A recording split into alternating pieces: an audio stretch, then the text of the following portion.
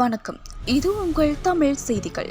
வவுனியாவில் மனைவியை கொலை செய்து தலையுடன் போலீஸ் நிலையத்தில் சரணடைந்த கணவன்.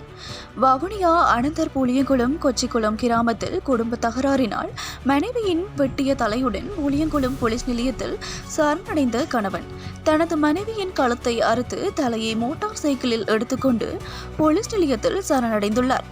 அரசு பாடசாலையில் ஆரம்ப பிரிவு ஆசிரியையாக கடமையாற்றும் ராஜீவ் சுவர்ணலதா வயது 32 என்பவரே கொல்லப்பட்டுள்ளார். ஆசிரியரின் கணவரே கொலையை செய்துள்ளார். இன்று காலை புளியங்குளம் போலீஸ் நிலையத்திற்கு தனது மனைவியின் தலையை எடுத்துக்கொண்டு வந்த கணவன் மனைவியை கொலை செய்து நைனாமடு காட்டுக்குள் வீசியுள்ளதாக தெரிவித்துள்ளார். கணவன் மனைவிக்கிடையில் குடும்ப தகராறு நிலவி வந்துள்ளது.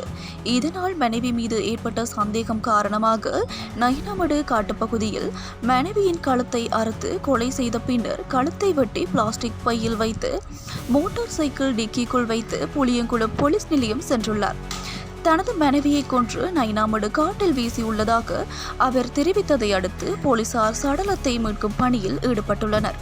தொடர்ந்தும் தமிழ் செய்திகளுடன் இணைந்திருங்கள்.